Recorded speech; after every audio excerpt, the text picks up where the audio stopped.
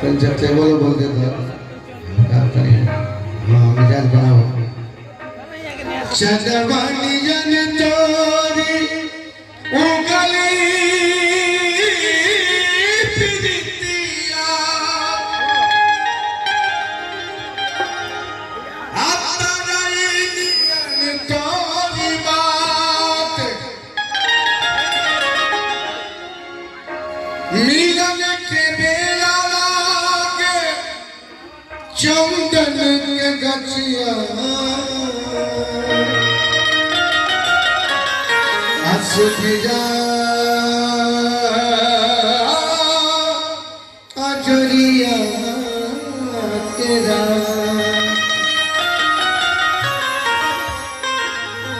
इस बात की बड़ी देर से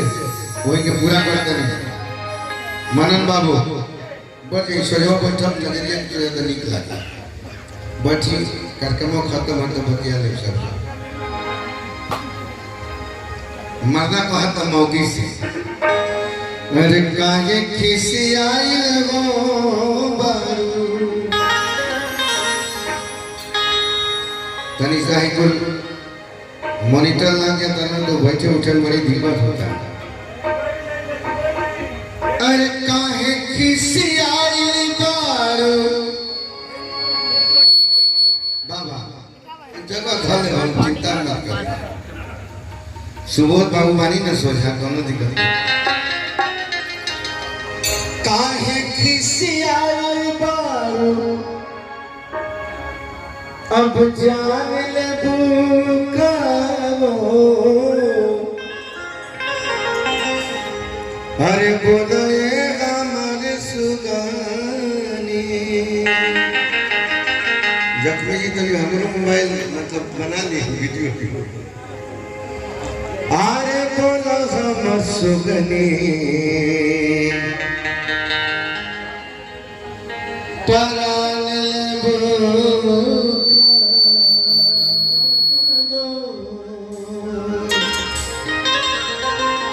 मानन बाबू ऐसे ही मनगर रही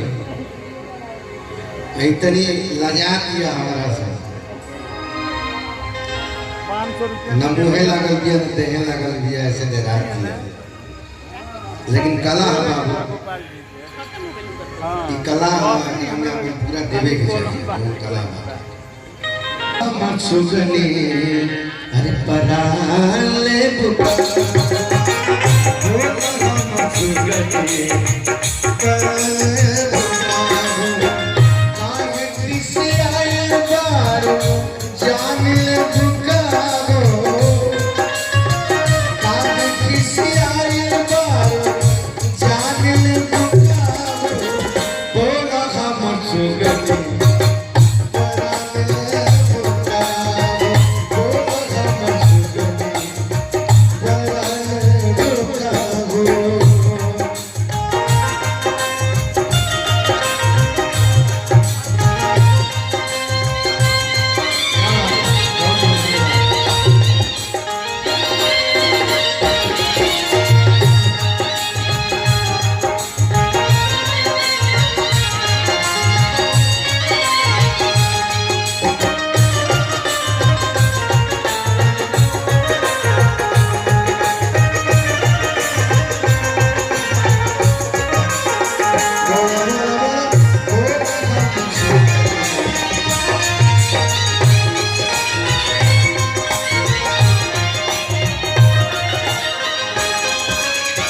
झुमका झुलनी छुई कंगन हार बनवाली ऊपरा से निचला तो के सजाली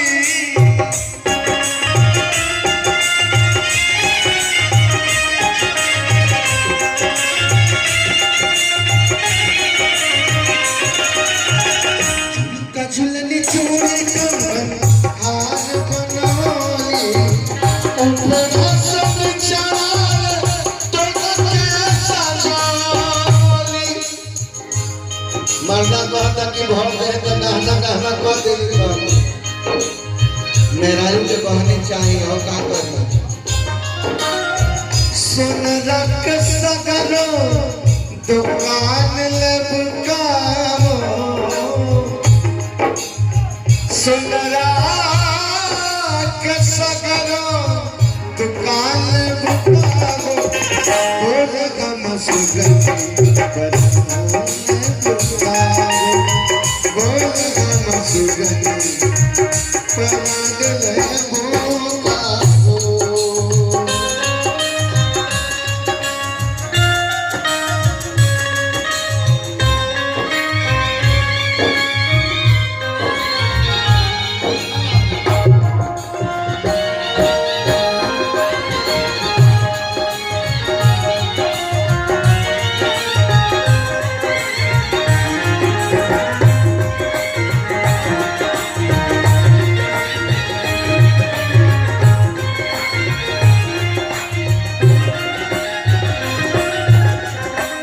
गुरु सल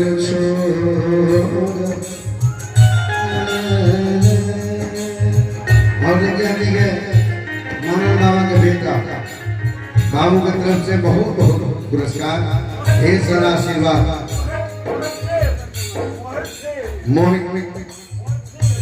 मोहिशी मानव बाबा के बेटा बहुत अपने लड़का बहुत आगे जाए ये आशीर्वाद बाटे बाकी अंत में बस अंतिम बात रूप से छोड़ा चलने के लिए हंसी खुशी का सुख दुख मिलजुल सुबह बाबू सागर का